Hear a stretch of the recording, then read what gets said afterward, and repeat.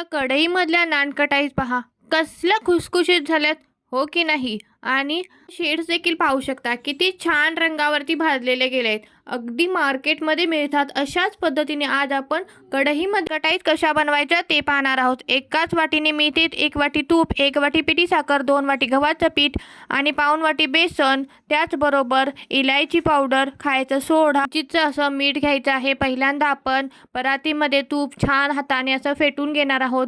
त्यानंतर पुन्हा आपण पिठी साखर घालून 2 ते 3 मिनिटं छान असं तून घेत राहायचं आहे. जोपर्यंत याचं छान असं क्रीमी टेक्स्चर येत नाही तोपर्यंत याला फेटतच राहायचं आहे. तुम्ही ते पाहू शकता किती छान असं फ्लफी झालेलं आहे आपलं बॅटर.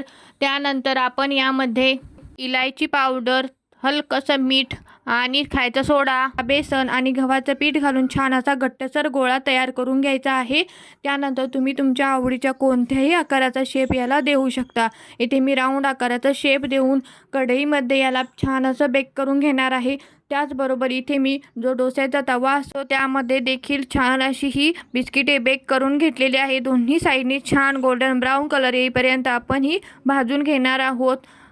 आजची ही रेसिपी कशी वाटली कमेंट करून नक्की सांगा आणि व्हिडिओ आवडल्यास प्लीज चॅनलला लाईक, शेअर आणि सबस्क्राईब करायला विसरू नका, जेणेकरून माझी नवनवीन व्हिडिओज रेसिपीज तुमच्यापर्यंत पोहोचू शकतील. तुम्ही इथे पाहू शकता अगदी मार्केटमध्ये मिळतात अशाच पद्धतीचे बिस्किटे इथे तयार झालेली आहेत. चला पुन्हा भेटू एका नवीन व्हिडिओमध्ये. तोपर्यंत बाय बाय.